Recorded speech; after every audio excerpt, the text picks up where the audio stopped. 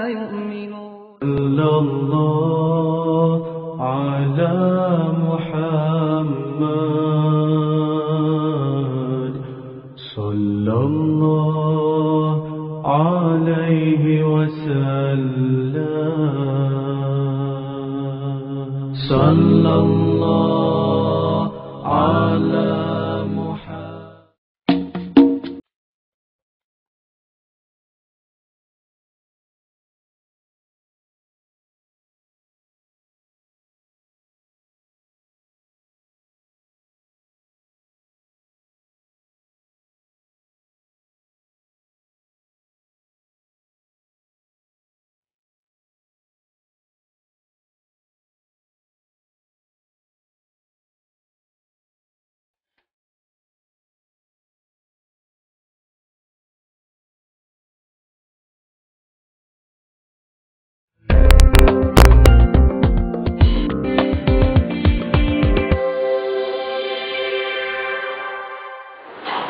Assalamualaikum warahmatullahi wabarakatuh.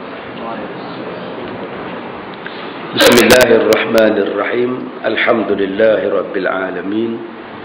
Wassalatu wassalamu ala ashrafil anbiya'i wal mursalin wa ala alihi wa sahbihi ajma'in.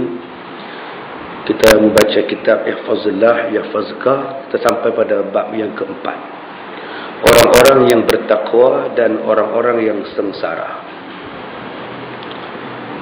Segala puji hanya bagi Allah yang maha melihat, lagi maha mendengar setiap gerak-geri semua hambanya. Dan maha suci Allah yang menjadikan gugusan bintang, matahari dan bulan yang terang benderang di langit. Aku bersaksi bahawa tidak ada Tuhan selain daripada Allah. Dan aku bersaksi bahawa Nabi Muhammad SAW adalah hamba dan Rasulnya. Sebuah penyaksian yang aku tabungkan di sisi Allah yang maha tinggi lagi yang maha berkuasa sebagai bekal untuk hari kiamat. Pada hari itu tidak bermanfaat lagi harta dan anak-anak kecuali bagi sesiapa yang menghadap Allah dengan hati yang hidup dan sihat dan selamat. Semoga Allah Ta'ala sentiasa melimpahkan rahmat dan salam ke atas junjungan kita Nabi besar Muhammad sallallahu alaihi wasallam. Semerbak bunga yang sentiasa menyemarakkan bau wangi, hujan lebat yang sentiasa mengalir, orang-orang baik sentiasa bertemu, orang-orang soleh sentiasa berpelukan, dan dikala silih bergantinya siang dan malam, dan kepada seluruh keluarga serta para sahabatnya, baik daripada kaum muhajirin maupun ansar, dan sesiapa sahaja yang berjalan di atas petunjuk sampailah hari kiamat. Kita masuk kepada bahagian yang pertama di dalam bab yang keempat, iaitu orang-orang bertakwa dan orang-orang yang sengsara. Yang Allah Ta'ala sebut di dalam Quran ini tentang golongan-golongan ini berkali-kali. Sehinggalah Allah menggambarkan orang bertakwa itu sebagai orang yang jelek dan orang yang sengsara itu orang buta. Allah menggambarkan juga orang yang bertakwa itu ialah orang yang hidup, dan orang yang sengsara itu ialah orang yang mati jiwanya. Jadi perbandingan-perbandingan ini berkali-kali Allah sebut di dalam Quran. Bermula daripada suratul Baqarah sudah pun disebut, sehinggalah pada ayat-ayat yang lain. Dan Allah menyamakan orang-orang yang bertakwa ini sebagai orang yang berilmu, dan orang-orang yang sengsara orang yang tidak berilmu. Jadi kita akan tengok pada bab ini dan seterusnya tentang dua golongan ini. Siapa golongan bertakwa dan siapa golongan yang sengsara. Manusia terbahagi kepada dua golongan. Yang pertama golongan bahagia, dan yang kedua golongan yang sengsara. Golongan yang masuk syurga, golongan yang masuk neraka. Dia senang aja. Itu dipanggil sebagai perbandingan. Perbandingan ini ada dua, baik dan buruk, bodoh dan cantik, gemuk dan kurus, mulia dan hina. Sebab tu manusia ni kalau dipikir betul-betul, dia faham dua benda ni, nescaya baiklah dia. Faham dua benda ni. Setiap satu benda faham dua. Setiap satu perkara faham dua. maka dia akan faham dan dia akan jadi orang yang baik. Apa makna dia belajar tinggi-tinggi tapi kalau dia tak kenal halal dan haram? Kenal halal, kenal haram, clear. Kenal baik, kenal buruk, okey. Kenal mana dia elok, mana tak elok, okey. Kenal mana dia hina, mana dia mulia, okeylah. Masalah kita sekarang ni banyak orang tak kenal mana hina dan mana mulia, mana suci, mana yang kotor, mana yang bermaruah dan mana yang tidak bermaruah. Bila manusia tidak kenal itu, maka manusia tidak akan dapat jadi golongan yang pertama, iaitu golongan yang bertakwa. Asas kepada golongan yang bertakwa ini mesti ada sifat-sifat yang mesti dia ada. Yang pertamanya, dia mesti mempunyai sifat untuk mempunyai kemahuan belajar. Dan ilmu yang paling awal untuk dia belajar sebelum jadi orang bertakwa ialah ilmu tauhid. Bila dia ada ilmu tauhid, sifat nak jadi takwa itu mesti ada dalam hatinya. Sebab itu perkataan takwa itu disebut di dalam khutbah Jumaat berminggu-minggu, di dalam sebulan, malah di dalam tahun. Setiap minggu kita mendengar ittaqullah usikum wa iyaya bitaqwallah. Khatib akan berpesan kepada kita supaya menjadi orang bertakwa. Apa maksud orang bertakwa? Bagaimana nak menjadi orang bertakwa? Yang ni pelajaran yang akan kita bincang, bermula pada bab yang keempat. Allah berfirman dalam suratul Hajj ayat 19. Hadzani khasmani ikhtasamu fi rabbihim. Inilah dia dua golongan, yakni golongan mukminin dan golongan kafir yang bertengkar. Mereka saling bertengkar mengenai Tuhan mereka. Sampai sekarang tuan-tuan, Allah sebut ayat pada suratul Hajj ini sampai sekarang. Hadzani khasmani ikhtasamu fi rabbihim. Inilah dua golongan yang sentiasa bertengkar tentang konsep ketuhanan. Sampai sekarang umat yang baik dan umat yang tak baik bercakap tentang soal Tuhan. Umat yang baik tetap menganggap Allah sebagai Tuhan. Orang yang tak baik pun sekarang nak menggunakan kalimah Allah, tapi menggunakan kalimah Allah mengikut nafsu dan akal mereka. Adakah kita nak membenarkan mereka menggunakan nama Allah untuk digabungkan dengan Jesus? Dikatakan Allah ada 3 anak, atau Allah ada anak perempuan, atau Allah ada isteri. Sampai sekarang, sampai sudah saman menyaman. Dan yang lebih malangnya, umat Islam bersetuju. Ada setengah umat Islam yang bersetuju permohonan mereka untuk menggunakan kalimah Allah. Memang dalam Quran ada sebut perkataan itu. Wa idza qila lahum, bila dikatakan kepada mereka, man khalaqas samawati wal ardh, siapa yang menciptakan langit dan bumi? La yaqulunna Allah, mereka akan menjawab Allah. Memang. Tuan-tuan tanyalah pada orang Cina, siapa yang buat ini bumi? Tuhan Allah. Tapi Tuhan Allah yang dia maksudkan itu Tuhan Allah yang bagaimana? Jangan sampai mereka menggunakan kalimah Allah dalam penerbitan Melayu, bahasa Melayu, yang boleh memesongkan akidah dengan dikatakan Allah itu ada anak. Maka wajib atau orang Islam larang penggunaan tersebut. Seperti mana wajibnya orang Islam melihat orang kafir merosakkan Al-Quran, memegang Al-Quran untuk dirosakkan, ataupun menjual kalimah-kalimah Quran. Ini sifat itu mesti ada. Dan Allah sebut benda ini dalam suratul Hajj.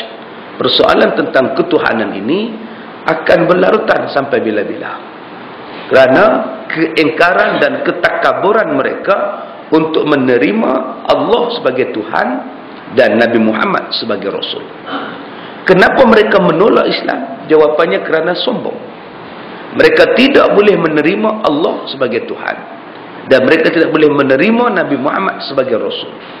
Bila tahap kesombongan itu pada satu tahap yang dah tak boleh nak direndahkan, maka timbullah yang dipanggil sebagai kufur.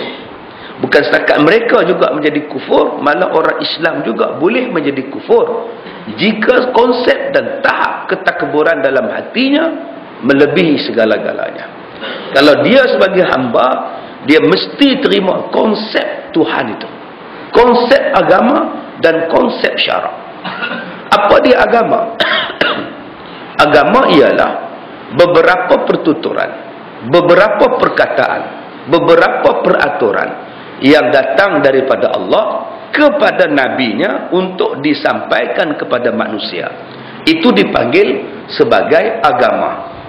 Beberapa pertuturan, beberapa peraturan, beberapa hukum yang turun ke atas Rasul untuk disampaikan kepada umat manusia. Ini dipanggil sebagai agama. Jadi kalau agama itu tidak ada Rasul, agama itu tidak ada Nabi, maka dia bukannya agama. Kalau seseorang mendakwa dia adalah Nabi, atau dia mendakwa dia adalah agama yang baru, mana Nabi kamu? Seperti sekarang agama yang baru ialah agama Scientology, agama yang percaya kepada sains, lebih pada percaya pada Tuhan. Ataupun sekarang agama yang paling baru ialah agama Kabbalah. Ini agama yang terbaru. Kalau kita tanya pada mereka, mana Nabi yang bawa agama Kabbalah? Mereka tidak akan jawab dan tak boleh jawab. Tanya pada orang Hindu, mana Nabi yang bawa agama Hindu? Tidak akan ada. Itu yang pertama agama. Islam itu apa? Islam ialah penyerahan dan penerimaan seseorang umatnya terhadap agama yang telah didatangkan daripada Rasulnya. Penerimaan dengan penuh redha itu dipanggil sebagai Islam. Penyerahan kepada agama itu dipanggil sebagai Islam. Maknanya belum sempurna Islam seseorang kalau dia tidak meredai dan tidak menerima keseluruhan peraturan agama. Kalau dia kata saya Islam, tapi dalam masa yang sama kamu menolak hukum Islam, itu bukan Islam yang sempurna. Islam maknanya ialah penerimaan keseluruhannya. Penerimaan keseluruhannya. Penyerahan keseluruhannya. Yang ketiga, apa makna hukum? Hukum ialah peraturan. Apa makna syarak? Syarak ialah ketetapan Tuhan yang melibatkan peraturan dan undang-undang. Dipanggil sebagai syarak. Hukum syarak maknanya ialah keputusan undang-undang. Bila kita faham semua daripada makna agama, makna Islam, makna hukum dan makna syarak, tak ada siapa boleh pertikai, siapa boleh bantah Allah. Apa makna hukum? Keputusan. Apa makna syarak? Peraturan. Bila digabungkan sekali, hukum syarak, keputusan undang-undang, keputusan peraturan. Kalau kita gabungkan sekali agama Islam, beberapa peraturan yang turun ke atas Nabi disampaikan kepada umatnya dan diterima dengan sepenuh hati, dipanggil sebagai agama Islam. Sebab itu saya katakan tadi, sesiapa yang mendakwa dia Islam, dia takkan bantah walau satu pun hukum atau setengah hukum Islam sekalipun, kerana dia faham itu adalah peraturan agama yang disebut sebagai hukum syarak.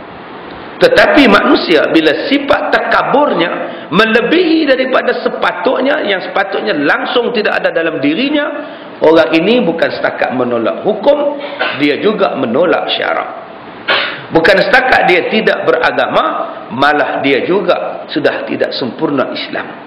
Maka sebab itulah Iblis laknatullah dihalau keluar daripada syurga kerana sifat takabur, aba wastakbara, engkar dan sombong. Aba, engkar, wastakbara, dan sombong. Tuan-tuan yang dirahmati Allah, Iblis seumur hidup Iblis, dia hanya menjerit 4 kali saja. Kita ni menjerit berkali-kali. Nak bersunat pun menjerit. Anak lulus periksa pun menjerit. Anak tak lulus pun menjerit. Sakit pun menjerit. Sedih pun menjerit. Menyesal pun menjerit. Orang yang menyesal, yang menjerit ni Nyonya Mansur.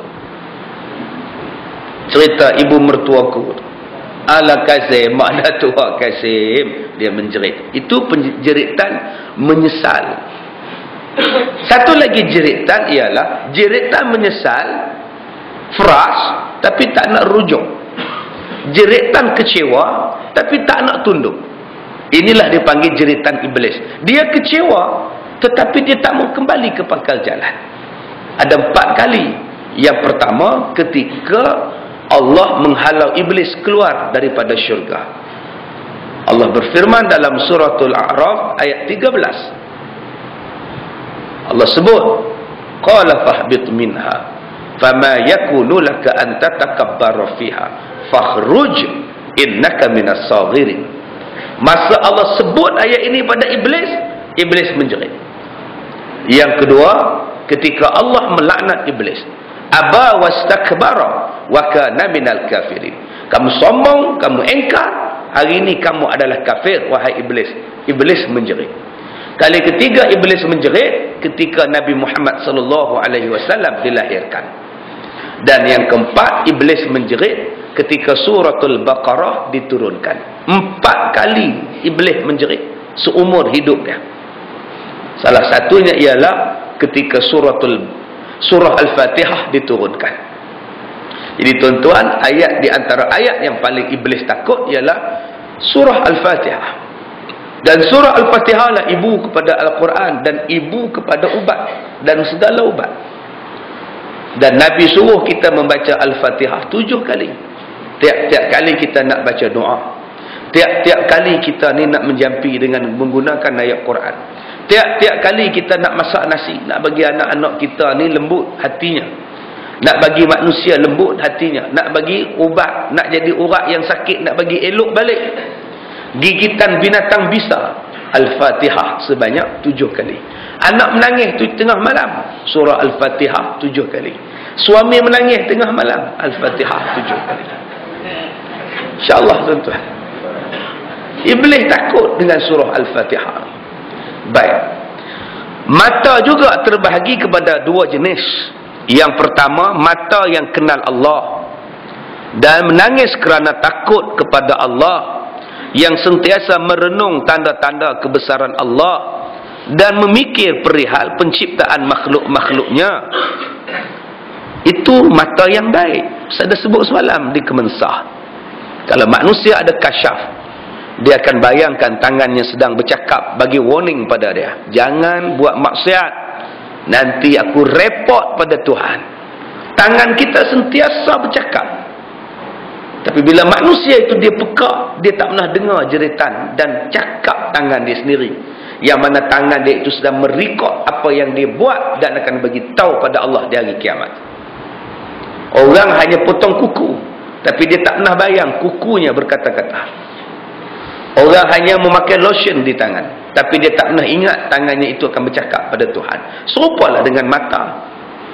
Mata kita pun sedang memerhatikan. Ada mata yang memerhatikan kebesaran Tuhan. Dia tengok kubur, dia akan nampak sesuatu daripada kubur. Dia kata, itulah rumah aku. Itulah tempat yang akan ku pindah ke sana. Itulah tempat yang akan ku duduk sementara menunggu kiamat. Mata akan melihat kubur dengan penuh kerinduan. Sebab kubur itu tempat tinggal. Tetapi bagi mata yang tak baik, dia tengok kubur itu sebagai satu tempat yang menyemakkan. Dia marah kalau orang buat kubur depan rumah dia. Dia menyesal kalau rumah dia tu, sebelah rumah dia dijadikan tempat tanah perkuburan. Dulu tak ada, tiba-tiba ada siap rumah orang buat kubur. Oi, dia marah. Dia buat benteng 8 kaki. Dia tak mau tengok batu nisan. Padahal dia akan duduk dalam kubur itu. Manusia yang baik, manusia yang cinta pada kubur, malah terbayang-bayang, mana kubur aku nak tinggal, mana kubur aku nak disemadikan mayat aku ini. Yang kedua, mata yang selalu melihat kepada sesuatu yang haram. Bila tengok televisyen, rancangan apa? Al-Quran interaktif. Oh, dia cepat-cepat kalih TV yang tak ada Quran. Bila dia buka televisyen, tengok-tengok ada ceramah agama. Oh, cerita ni tak seronok. Kita tengok cerita Wonder Packs. Apa yang penting, kerjasama. Dia boleh tukar ceramah agama, pergi masuk cerita kartun pun tak apa. Kartun pun kartun lah. Jangan ceramah agama. Ni mata yang jahat. Mata yang jahat suka cari aib orang, dia tak cari aib sendiri. Mata yang jahat dia suka tengok orang, walaupun dalam sembahyang Allahu Akbar, mata dia cari salah orang. Dia tengok orang depan, apa sembahyang garu-garu khusyuk apa ni. Kebetulan orang depan dia duk garu macam ni, sat duk garu macam ni. Kita di belakang dia kata, apa sembahyang tak khusyuk, garu sana, garu sini. Sekarang siapa yang tak khusyuk? Dialah yang tak khusyuk.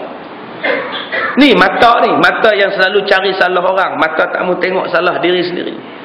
Dia sembahyang, dia duk tengok jari dia, lepas dia tengok jari orang sebelah duk pusing. Apa pusing-pusing ni? Ni yang kata tak khusyuk, yang kata mata tu jahat. Mata yang baik dia akan nilai diri dia dulu. Dia tengok orang, dia nilai diri dia. Aku pun teruk,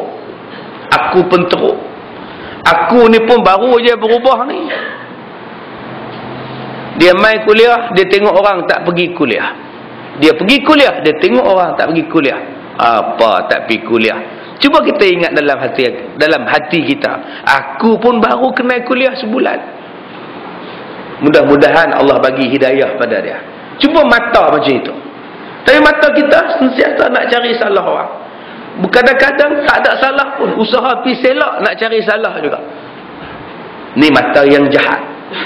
Dia bukan mata macam mata Rasulullah. Kita sambut maulud setiap tahun tuan-tuan, tujuan dia bukan nak makan. Tujuan dia ialah untuk jadi mata macam mata Nabi, tengok benda yang baik-baik. Telinga macam telinga Rasulullah, dengar yang baik-baik. Tangan macam tangan Rasulullah, dengar yang baik-baik.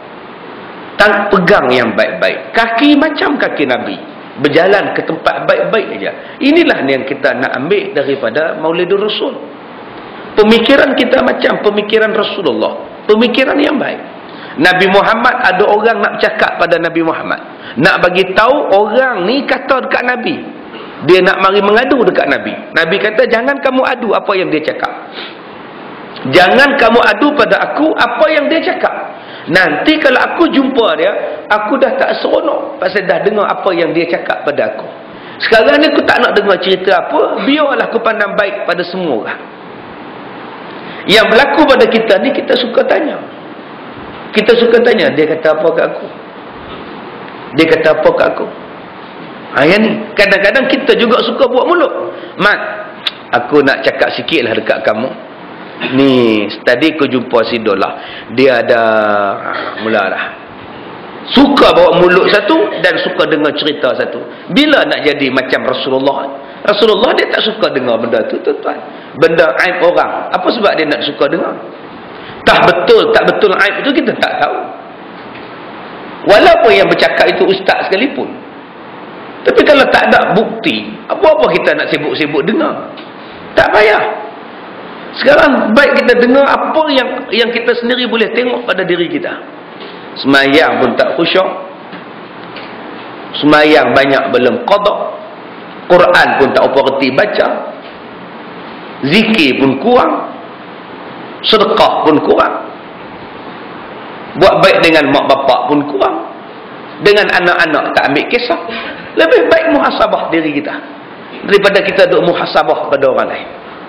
Baik, kemudian dia kata lagi, mata yang selalu melihat kepada sesuatu yang haram dan berpaling daripada petunjuk Rasulullah sallallahu alaihi wasallam, gemar melakukan maksiat dan memandang kepada perkara-perkara yang terlarang. Gemar tengok maksiat, tengok betih orang, tengok paha orang. Kita susah hati tuan-tuan baca surat khabar sekarang ni. Buka aja surat khabar, gambar artis mendedahkan aurat. Siapa nak pergi nasihat dekat artis ni tuan-tuan? Dan yang kedua, kena nasihat kepada surat khabar ni. Surat khabar kan kata gambar macam inilah laku. Kami tak kira, yang pentingnya kami nak lakukan, nak lariskan jualan akhbar. Artis kata pula, saya memang nak pakai elok-elok, tapi reporter suruh buka sikit. Kata dia peminat suka tengok. Ini macam mana ni tuan-tuan? Apa nak jadi hari ni? Kita dah naik malu lah. Sampai ada artis yang kata, saya tak nak makan kicap waktu mengandung, takut anak gelap. Tapi masa dia mengatakan bahawa dia tak nak makan kicap, dia punya seksi pakai. Padahal seksi itu haram, kicap tu halal. Patutnya dia kata, saya tak nak seksi ketika mengandung, takut anak nanti lahir tak elok. Baru betul. Kicap boleh makan, gelap-gelap pergilah. Habis tu orang di India tu semua makan kicap kan? Dah Allah nak jadikan macam itu, nak buat macam mana? Warna kulit ini li ta'arafu, supaya kita berkenal-kenalan, supaya berkasih-kasihan. Tak ada apa-apa bezaan pada warna kulit. Tetapi kamu mendedahkan aurat, kamu gelap ke, kamu putih ke, kamu cerah ke, kamu kelabu ke, tetap haram. Tapi pasal mata kita suka tengok, maka itu yang jadi payah. Kena nasihat pada tuan-tuan, pada Kak Zah tu. Tuan-tuan kalau kenal Kak Zah ni, pilih nasihat pada Kak Zah yang suka pakai seksi-seksi dalam spa ni. Nah, pilih tengok macam mana, cari jalan, jumpa persatuan dia ke, ketua persatuan pelakon ke apa ke, minta balik kepada ajaran agama. Tak lama kita hidup dalam dunia, sehari dua matilah kita. Selama mana kita nak tongkat langit dengan sesuatu benda yang glamour, sedangkan dalam kubur langsung tidak glamour. Baik, mata ini adalah mata yang akan menangis pada hari kiamat, ketika si empunya berada di hadapan Allah Subhanahu wa taala. Mata jenis inilah yang akan teriak. Manusia yang banyak ketawa di dunia akan banyak menangis di hari kiamat. Manusia yang banyak menangis dalam dunia akan banyak ketawa di hari kiamat. Sekarang kita ketawa sungguh-sungguh dalam dunia, gembira sungguh-sungguh dalam dunia. Ingat, akan banyak menangis di hari kiamat. Hati juga terbahagi kepada dua jenis. Hati yang mengenali Allah Ta'ala dan dipenuhi dengan zikir la ilaha illallah. Tuan-tuan, kenapa sembahyang kita tidak khusyuk? Sembahyang kita tidak khusyuk kerana hati tidak hadir ketika sembahyang. Hati ke mana? Entah. Badan di surau, hati di rumah kenduri. Hati di rumah, badan di surau. Hati ke Manchester United, badan di sini. Tengok duk semayang subuh tu duk teringat macam mana boleh kalah 4-1. Jadi ini yang kata tak khusyuk, sebab dia tak bimbing hati. Orang yang khusyuk, dia bimbing hati waktu dia sembahyang. Allahu Akbar. Lidah dia berkata-kata, hati dia ikut. Bismillahirrahmanirrahim. Alhamdulillahirrabbilalamin. Dia akan ikut sepatah. Orang suka tanya, Ustaz, macam mana nak khusyuk sembahyang? Saya pun tak tahu nak bagi khusyuk. Macam mana yang asal khusyuk kita pun tak tahu. Tetapi cara nak bagi hadir hati dalam sembahyang ialah, selain daripada kita membayangkan Allah sedang perhatikan kita, yang keduanya ialah tuan-tuan ikut pergerakan tuan-tuan. Bila tuan-tuan sujud, bila tuan-tuan rukuk, subhana rabbiyal a'la wa bihamdi, subhana rabbiyal a'la wa bihamdi. Jangan tuan-tuan biarkan perasaan tuan-tuan melayang pusing jauh. Tangkap balik perasaan tu, bawa balik dalam hati. Bila rasa melayang hati tuan-tuan, tangkap balik, masukkan balik dalam jiwa tuan-tuan. Jangan biarkan perasaan tu pergi ke mana-mana. Jangan biarkan perasaan setan tarik perasaan. Masa tu dia ingat pada anak. Anak kamu ke mana? Yo, kamu sembahyang, anak kamu ke mana? Budak tu pun satu. Hati tak bercakap dah. Tapi mulut tak bercakap. Lalah dia lupa. Rakaat ke berapa aku ni? Sebab hatinya sudah tidak ada. Itu hati dalam sembahyang. Hati dalam ibadat. Ma ja'alallahu rujalain, ma ja'alallah, tidak dijadikan oleh Allah di dalam hati seseorang dua benda. Ma ja'alallahu lirajulain min qalbayni fi jawfi. Tidak dijadikan dua hati kepada satu manusia. Tuan-tuan, kalau badan tuan-tuan duduk di sini, hati tuan-tuan kerak dua. Satu di rumah, satu di sini, confirm tak dapat. Confirm tak dapat tuan-tuan. Serupa tuan-tuan dengar khutbah, mulut tuan-tuan berzikir, memang tak dapat. Zikir-zikir, khutbah-khutbah, takkan dapat. Allah takkan jadikan satu hati, dua hati dalam satu masa. Ma ja'alallahu li rajulin min qalbayni fi jawfi. Allah kata, kami tidak akan jadikan pada satu manusia dua hati. Tak boleh buat serentak tuan-tuan. Janganlah tuan-tuan baca Quran sambil tengok televisyen. Alam tara ilal ladzi haja Ibrahim. Takkan tuan-tuan. Nak baca Quran, baca Quran. Nak tengok televisyen, tengok televisyen. Habis tu ustaz, macam mana kalau kahwin dua ustaz? Ada tak dua hati ustaz? Sebab itu manusia tidak wajib berlaku adil dalam bab kasih sayang. Mustahil manusia boleh adil sama-sama kasih sayang. Sebab itu tak wajib. Dalam bab adil kasih sayang tak sama. Untuk isteri pertama 100%, untuk isteri kedua 50% sayang tu. Pasal apa? Yang sana lebih sayangnya ustaz. Saya balik je ustaz, terus picit kepala saya. Urut satu badan, nasi semua dah siap. Tapi balik rumah isteri nombor 2 ustaz, dia ketuknya kepala saya ustaz. Takkan boleh adil dua benda ni. Serupa dengan tuan-tuan dengan anak-anak tuan-tuan. Mana boleh adil kasih sayang? Tuan-tuan boleh adilkan 5 anak tuan-tuan? Mesti yang bongsu tu paling tuan-tuan sayang. Pasal dia kecil, pasal dia manja, pasal dia balik, tuan-tuan balik dia buka pintu. Dia tuan-tuan balik, dia yang sambut tuan-tuan. Isteri pun tak sambut. Baby yang 5-4 tahun tu yang sambut. Budak 4 tahun, ayah balik. Mesti tuan-tuan ambil dia dulu, dukung. Mak ke mana? Mak tidur. Mak ke mana? Tak tahu. Yang ni lah yang tuan-tuan paling sayang. Yang kakak lari, yang abang lari, yang ni lah tuan-tuan paling sayang. Berdosakah tuan-tuan?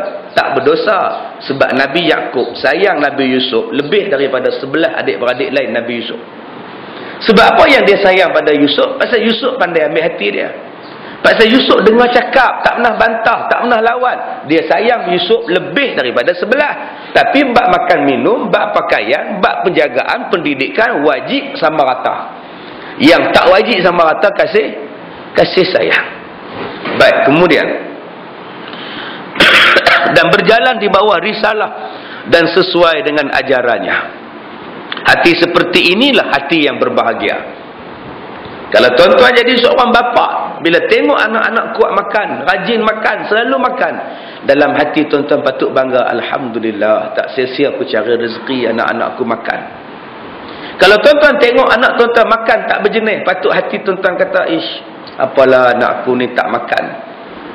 Jenuh aku cari duit, dia tak makan, apalah. Dalam hati itu mesti baik. Tuan-tuan sedekahkan baju pada seseorang. Tuan-tuan tengok dia pakai baju tu main semayang. Dalam hati tuan-tuan kata, alhamdulillah, aku bagi baju tu dia pakai. Syukur pada Allah. Aku nak bagi lagi lah baju pada dia. Mulut aja jangan cakap pada orang. Hati seronok tak apa. Jangan duk kata ke orang, tu nampak baju Melayu dia pakai, tu aku sedekah. Kalau aku tak sedekah, tak ada merasa dia. Ini hati tak baik, hati mengungkit. Hati yang baik, hati seronok, aku nak bagi lagi lah, aku nak bagi lagi lah. Sebab itu tuan-tuan, manusia yang baik, dia pakai pemberian orang.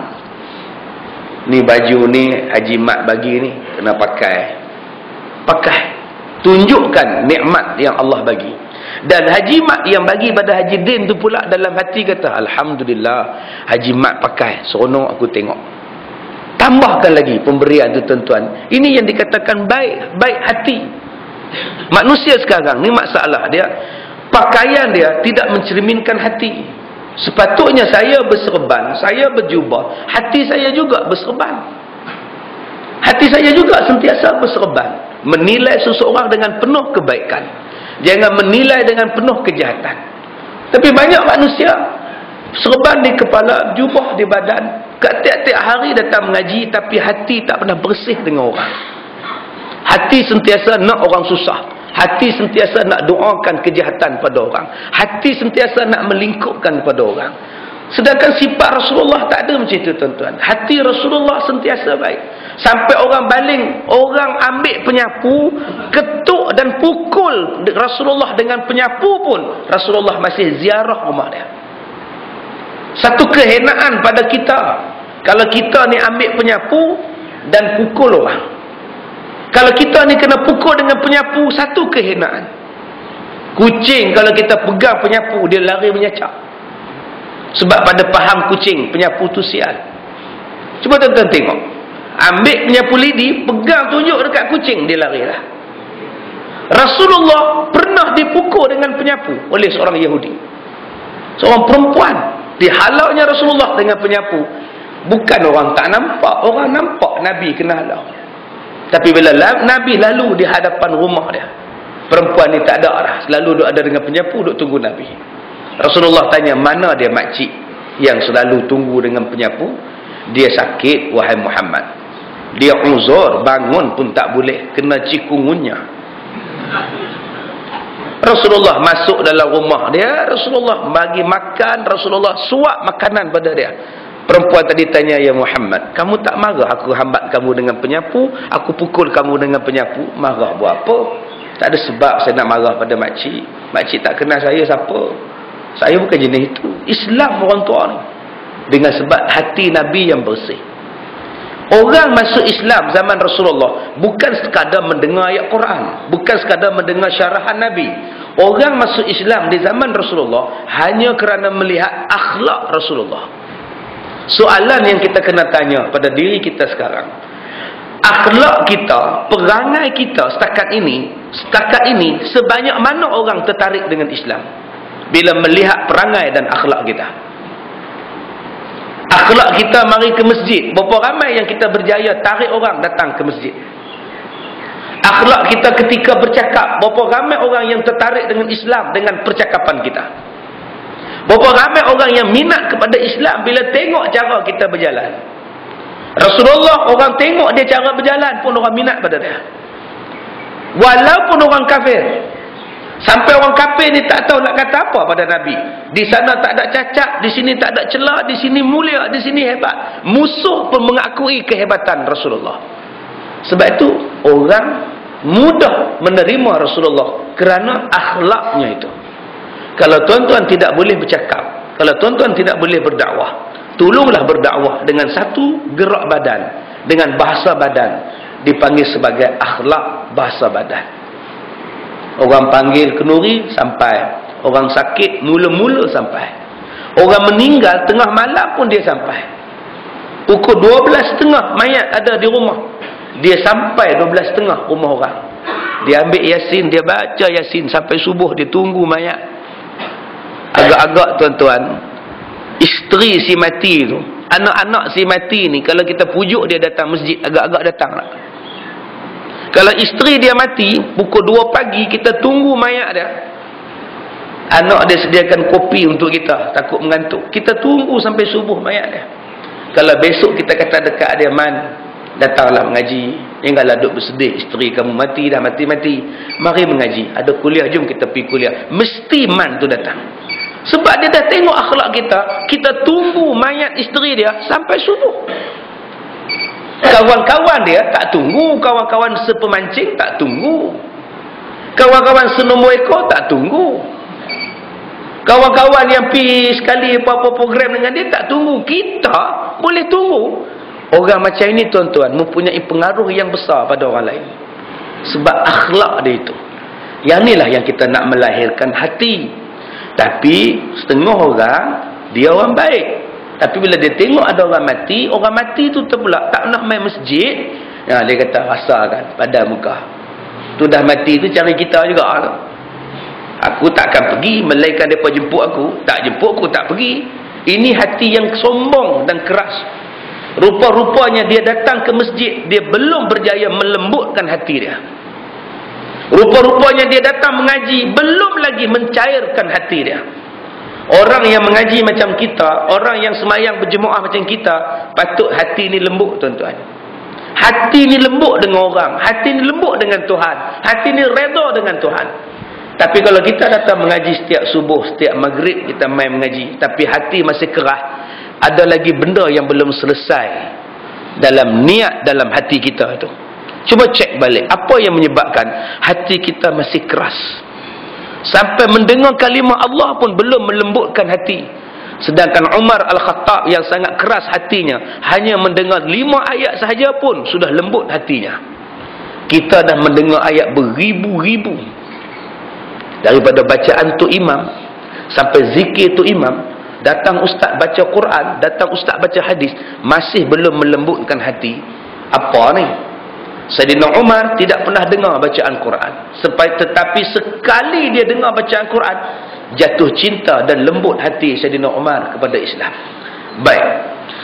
Dan katanya hati macam inilah yang berpaling daripada membaca Quran. Hati macam inilah yang melalaikan solat. Melalaikan solat maknanya semayang tapi lalai. Hati macam inilah semayang tapi cuai. Tidak mengenal Allah dan berpaling daripada ajaran benar dan berpaling daripada ajaran Rasulullah sallallahu alaihi wasallam.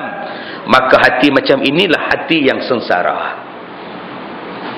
Tuan-tuan yang dirahmati Allah, kalau tuan-tuan ada hati yang baik, cuba tuan-tuan tengok sahabat kita yang datang pagi ni, agak-agak nak jumpa lagi tak selepas mati? Tuan-tuan, kita ni kalau mati, kita ni agak-agak di hari kiamat jumpa lagi tak? Agak-agak tuan-tuan jumpa tak saya di hari kiamat?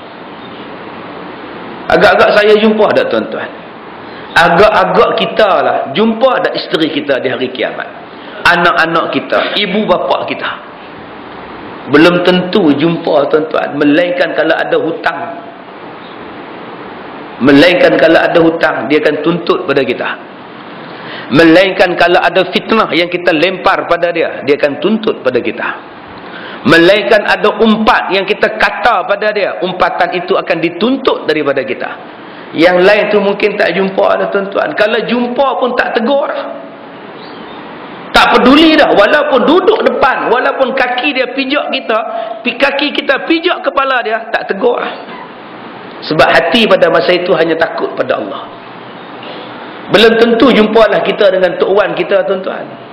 Kita mana ada hubung kait dengan Tok Nek kita? Dengan datuk kita mungkin kita ada hubung kait. Kita jerekah tok hari tu, tok terasa dia dakwa kita. Tapi dengan tok nek kita, ayah pada tok, mak pada opah, kita tak kenal lah pun. Kita tak ada hubung kait, tak jumpa dah. Cuba tuan-tuan fikir betul-betul. Hati yang betul-betul fikir ialah, sebelum mati anak aku, baik aku buat yang terbaik dengan anak aku, supaya dia mati nanti aku redha. Dan dia redha pada aku kalau aku mati dulu. Mungkin kita dah tak jumpa dengan anak kita di hari kiamat. Serupa dengan isteri kita pun. Tuan-tuan ingat kita akan jumpa kat isteri kita di hari kiamat. Kalau dia ke neraka, kita ke syurga. Kalau kita ke neraka, dia ke syurga. Confirm tak jumpa dah. Apa kata sebelum kita mati atau sebelum dia mati? Cuba buat baik sungguh-sungguh dengan isteri. Yang paling penting daripada isteri apa? Mak bapak kita. Tuan-tuan ingat kalau mak bapak tuan-tuan mati hari ni, tuan-tuan nak jumpa ke di hari kiamat? Belum tentu tuan-tuan. Silap-silap dalam kubur pun tak jumpa. Apa kata sebelum mak kita mati, kita buat baik sungguh-sungguh dengan mak? Mungkin ini kali terakhir kita jumpa dia. Mana kita tahu? Di hari kiamat tak jumpa. Nak minta ampun pada mak sikit punya susah ke nak cari di hari kiamat? Allah kata kamu takkan boleh masuk syurga pasal kamu durhaka dengan mak kamu. Apa kata tuan-tuan? Hati kita ni tunduk pada kebenaran, hati kita ni tunduk pada ibu kita, tunduk pada mak kita, ayah kita.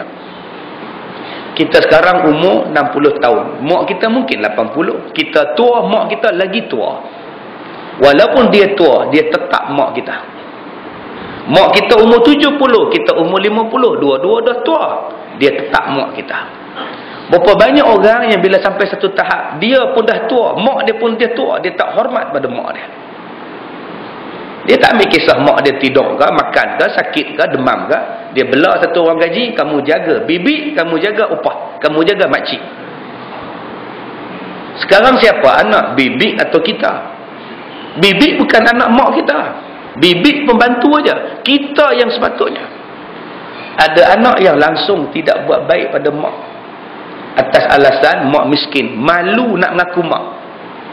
Raya pun tak balik rumah mak. Kalau dia mati, mak dia mati, puas hati ke tuan-tuan? Puas hati ke seorang anak bila langsung tak balik? Saudara di kampung telefon, "Man, mak kamu dah tak ada. Pagi tadi lepas subuh." Puas hati ke? Kita pun bergegas balik. 4 tahun tak balik, 40 tahun tak balik. Bila balik tu ketua kampung bagi tahu, isteri ketua kampung bagi tahu, "Balik juga kamu, Man."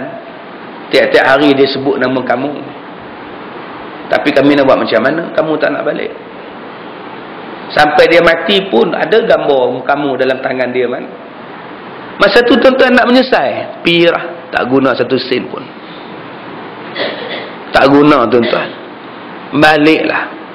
Buruk macam mana pun mak, dia mak kita. Malu saat dia miskin. "Oh, kamu kaya?" "Ya, saya kaya." "Kenapa tak kayakan mak?" Mak lah yang patut merasa kekayaan kita. Bilik mak ni dia mak. Saya sediakan untuk mak. Mak nak aircon, ada aircon. Mak tak nak aircon sejuk, tak boleh aircon, sesak nafas, tu pasang aircon. Saya tak pasang tie dalam bilik tidur mak. Saya bubuh papan elok mak air, takut sejuk malam-malam. Bilik air mak di sini mak. Saya tak buatkan tandas cangkung untuk mak. Saya buat tandas duduk untuk mak. Tak payahlah mak nak pergi turun tangga, naik tangga pergi tandas. Saya sediakan orang gaji untuk mak. Mak nak masak apa, cakap dekat dia. Saya bagi kat mak kesenangan. Patutnya seorang anak macam itu, pasal dia tak pernah rasa senang tuan-tuan. Hidup dia nak senang teringat ke anak, nak senang teringat ke anak.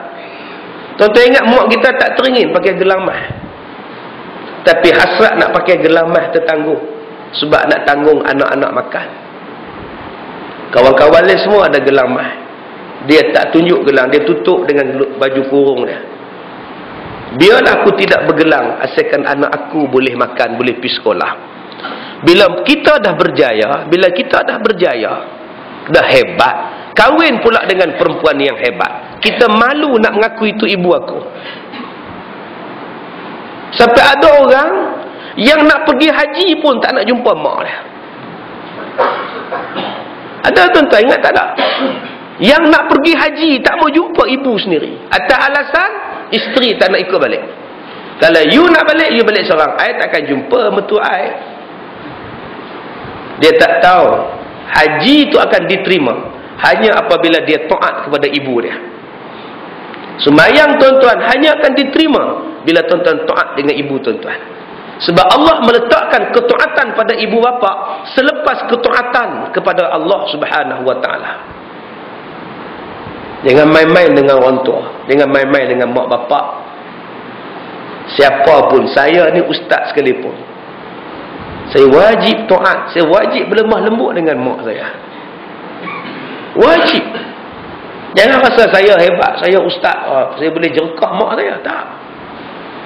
Saya kena bercakap dengan suara yang lebih lembut daripada mak saya. Man, ya mak, itu bahasa dia.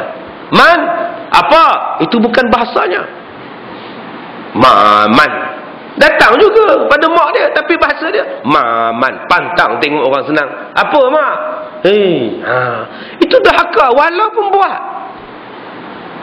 Mak sakit, urat, picit kejap. Picit juga tapi tekan. Ngak tekan kuat-kuat.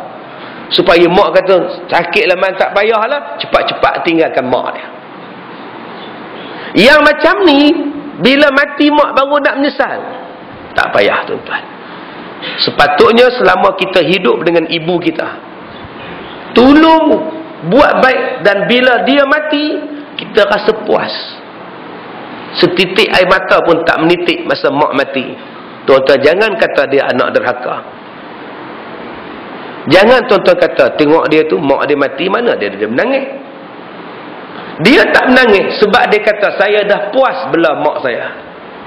20 tahun dia duduk dengan saya. Makan minum dia saya suap. Pampers dia saya tukar.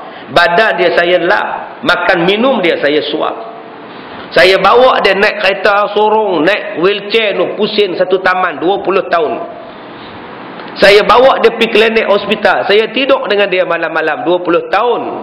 Apa sebab saya nak menangis? Saya dah terlalu banyak pahala dengan mak saya. Saya buat semata-mata kerana Allah. Tuan-tuan jangan tengok orang yang menangis kuat itu anak baik. Ui, anak dia yang sulung tu menangis teruk betul. Sayang betul pada mak dia. Bukan dia sayang betul pada mak dia. Dia menyesal betul. Masa mak dia sihat, dia tak balik. Masa mak dia sakit pun dia tak balik. Masa mak dia sakit, orang telefon dia tak balik. Masa mak dia terlantar teruk, dia tak tengok. Malah langsung tak ada ingatan. Dalam sehari tak ada ingatan pada mak pun. Yang dia ingat, duit kawan. Kawan duit. Duit kawan. Golf duit kawan, duit golf. Mak tak ada dalam ingatan. Bila mak dia mati, baru dia bercucur-cucur air mata. Pada saat itu, tak ada guna lagi air mata dia. Sebab tu saya jumpa dengan satu orang, dia tak menangis mak dia mati. Adik-beradik dia menangis. Saya tanya benda itu. Sabar akak-akak ya, tak ada menangis apa. Allah Ustaz, pahala dah banyak Ustaz. Oh, saya dah menangis lama dah Ustaz, 20 tahun saya menangis Ustaz. Malam-malam bila mak sebut abang, mana abang kamu pa? Saya dah menangis dah. Dia mau tak teringat pada aku ke? Dia tak menangis dah. Sebab dia dah menangis 20 tahun. Mengenalkan sengsara mak adik-beradik tak tolong. Buat apa lagi dia perlu menangis? Dia dah menangis 20 tahun. Malah saya reda mak saya mati Ustaz. Saya puas membelanya. Kalau abang-abang saya nak kata pusaka mak, ambil lah. Saya tak dapat pun tak apa. Sebab saya dah dapat pahala yang sangat besar membela ibu saya. Masya Allah tuan-tuan. Jawapan dia berbeza dengan apa yang kita faham. Kita faham orang yang tak menangis, kerah hati betul budak ni. Kita faham orang yang kuat menangis tu bagus. Rupa-rupanya ada sebalik kenapa dia tak menangis. Baik. Telinga yang terbahagi, juga terbahagi kepada dua. Iaitu telinga yang gemar mendengar wahyu Allah.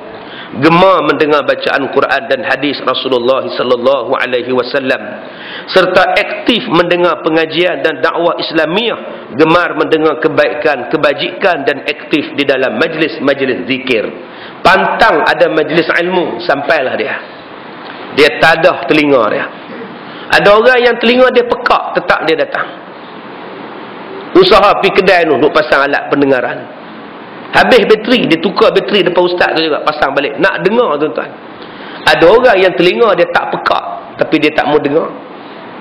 Dia benci tuan-tuan. Beli CD pun tak nak, pasang CD pun tak nak, dengar CD pun tak nak. Tuan-tuan cuba ubah. Kenduri kahwin ni tu sudah bagi blender. Tu sudah bagi pinggan mangkuk. Lepas ni siapa kenduri kahwin, pergi bagi CD ceramah Ustaz Kazim, lagi bagus. Beli satu set, dengar. Ubahlah tuan-tuan. Menggalakkan orang supaya mendengar kalimah Allah. Tiap-tiap kenduri kahwin musim cuti sekolah ni hadiah blender, pinggan mangkuk, gelas akorok, akopal, kelorok. Tu aja. Cuba kita ubah hari ni supaya manusia banyak membaca. Bagi hadiah buku pada dia. Bagaimana menjadi suami penyayang. Bagaimana menjadi isteri yang taat. Bagaimana melahirkan zuriat-zuriat yang bagus. Bagi buku dekat dia.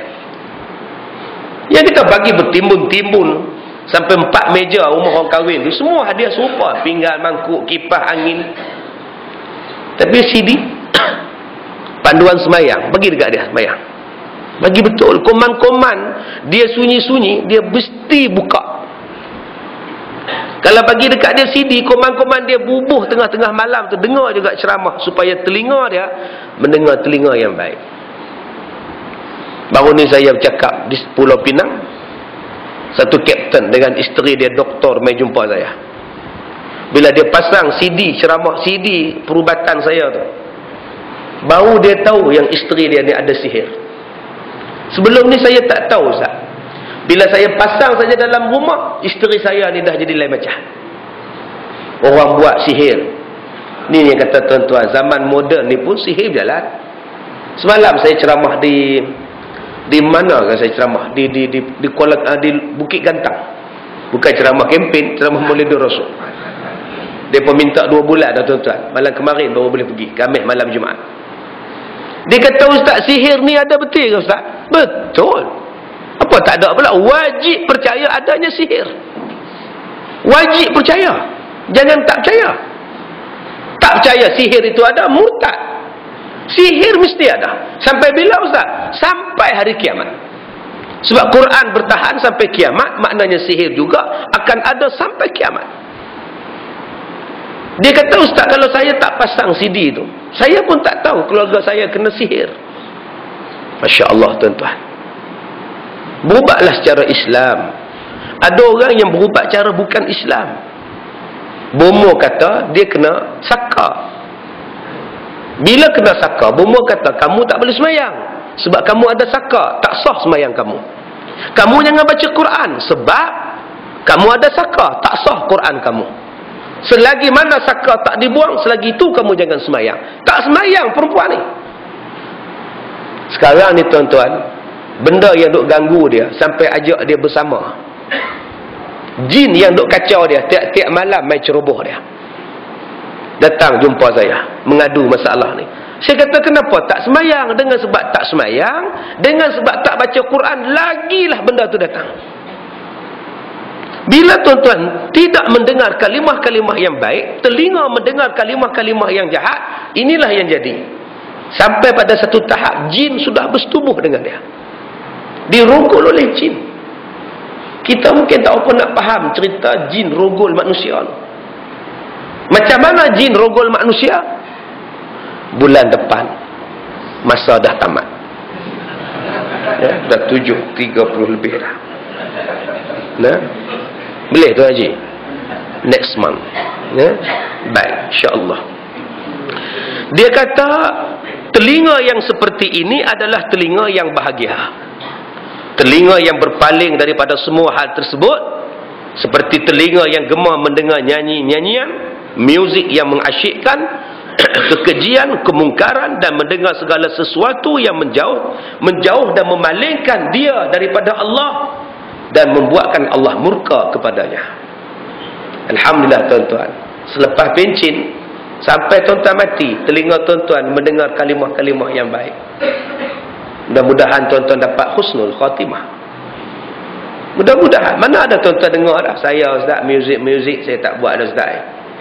Saya pun tak dengar dah Ustaz, tak ada faedah apa Ustaz. Sekarang hidup saya mendengar qaulun ma'ruf, kata-kata yang baik. Apa dia kata-kata yang baik? Nasihat, pengajian, zikir, Quran.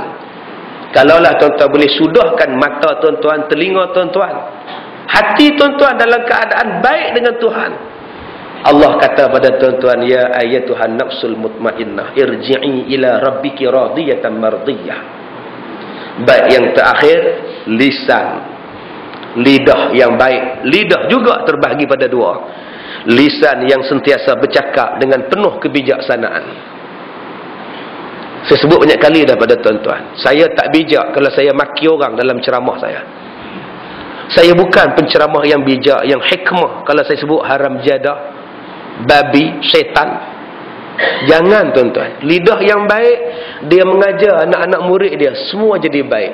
Rasulullah tak sebut celaka tuan-tuan. Rasulullah tak sebut haram jadah.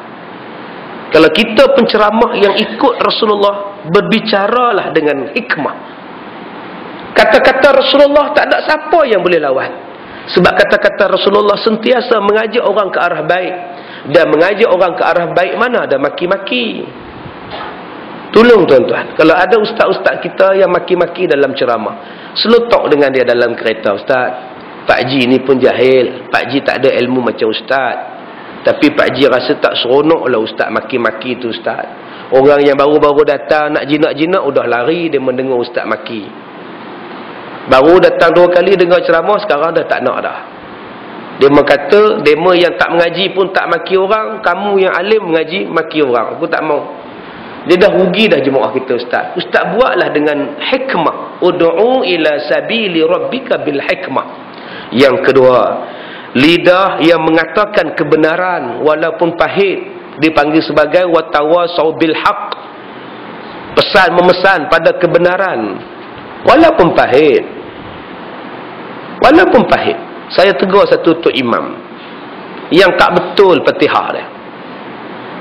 Dia boleh berhenti ghairil maghdubi alaihim walad. Dia berhenti tu, walad. Dali. Mana boleh berhenti? Walad. Tak mau. Saya pergi pesan dalam bilik tu imam, tolong baca balik Fatihah. Cakap kebenaran.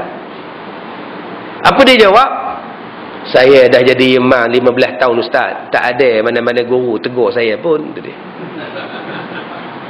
Tak ada mana-mana guru tegur pun. Ustaz tegur ni pelik juga rasa saya pun. Maknanya dia tak nak terima kebenaran. Tak apa. Dia kata tak ada guru yang tegur dia. Dia dah jadi imam 15 tahun.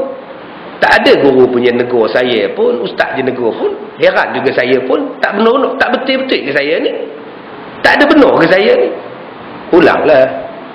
Mungkin ustaz tu tegur tak berani. Sebab kalau tegur nanti kena buang mengajar. Lantaklah salah. Janji tiap-tiap bulan aku mengajar.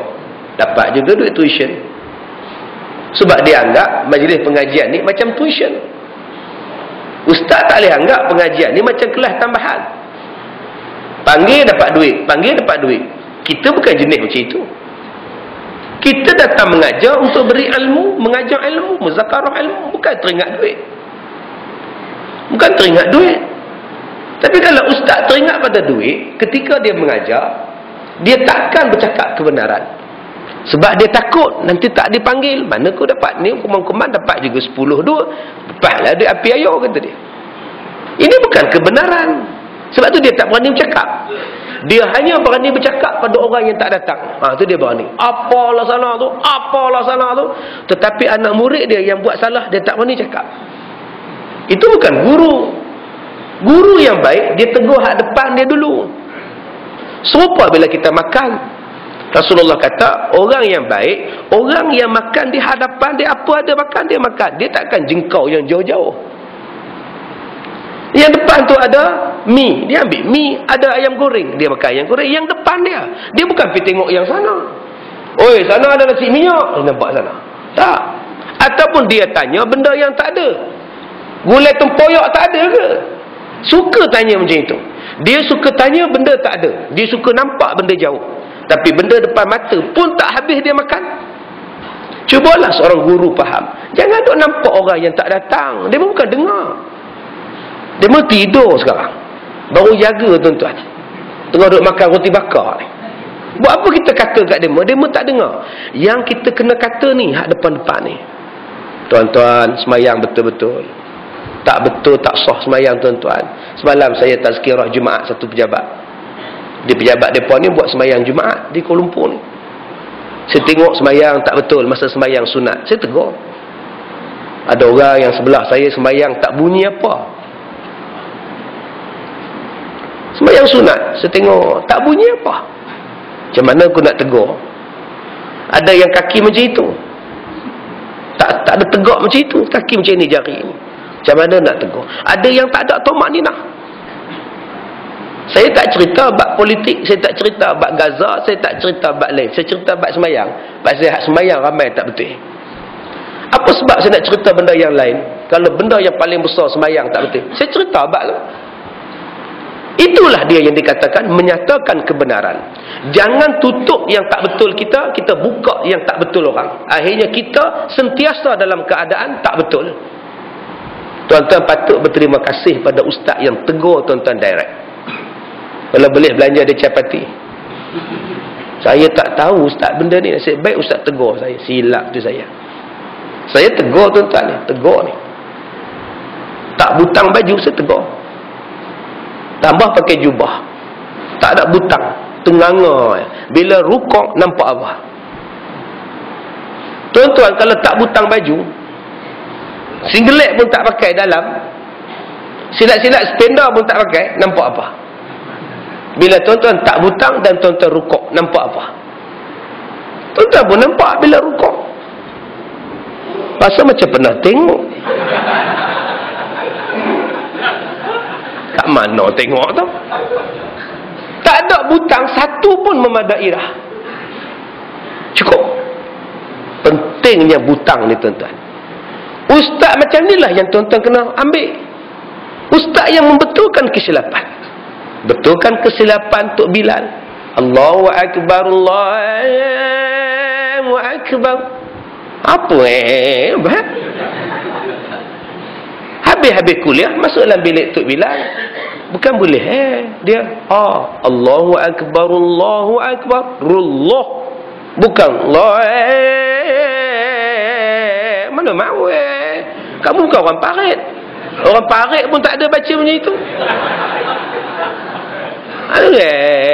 Siapa kalau orang parit pun tak ada begitu. Jangan tuan-tuan kata saya orang botel ustaz. Yelah botel pun dia tetap kena tebal. Allahu Akbar, Allahu Akbar. Dia bukan Allah. Mana tuan-tuan pergi ke botel? Tak ada kan. Jadi yang tu yang kena tegur. Tapi ustaz yang macam ini yang banyak menegur kita, ustaz ni dibenci. Ya ustaz yang kita suka, yang suka tibai orang luar. Ustaz tu bagus dia tibai taruh rapat. Taruh rapat. Apa orang hak kita taruh tu tak datang. Kita rasa kita sentiasa betul, yang hak kena taruh tu tak datang. Akhirnya tak ada siapa dapat ilmu. Baik, kemudian dan lisan yang gemar mengajak kepada kebaikan dan mencegah kemungkaran.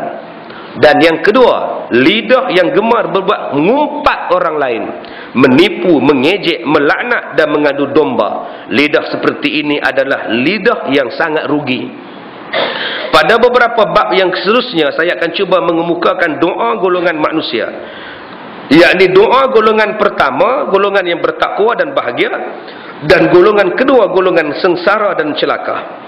Kedua-dua golongan ini sentiasa berhadapan dan mengadakan dialog.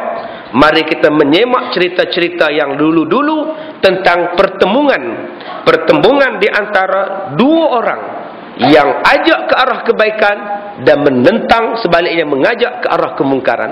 Yang ini kita akan baca kisah pada bulan hadapan, kisah Nabi Ibrahim alaihissalam dan Raja Namrud laknatullah. Dua pertembungan ini akan berpanjangan sampai kiamat. Nabi Musa dan Fir'aun, Nabi Muhammad dengan Abu Lahab. Dia takkan berhenti pada situ je, dia akan berpanjangan sampai bila-bila. Kita yang mengajak ke arah kebaikan mesti bertembung dengan benda yang mengajak ke arah kemungkaran. Baik, cukup sekadar itu tuan-tuan. Saya minta maaf jika terkasar bahasa. Bismillahirrahmanirrahim. Wal 'asr innal insana lafi khusr illa alladhina amanu wa 'amilus solihat wa tawassaw bil haqqi wa tawassaw bis sabr.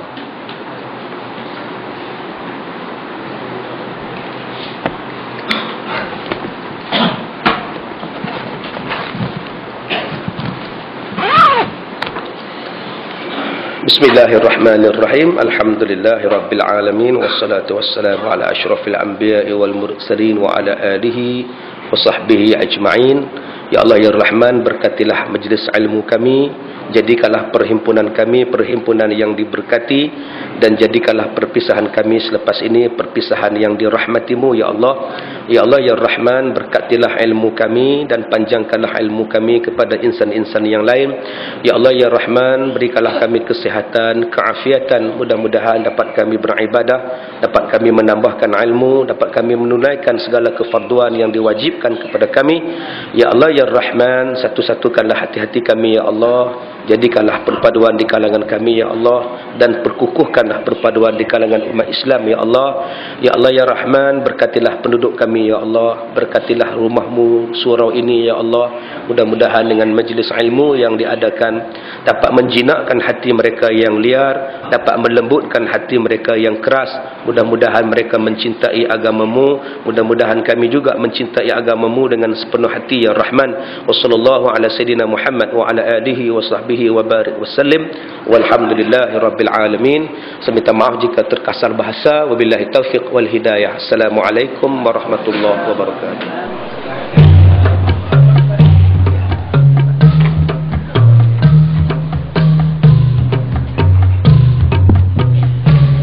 Masih belum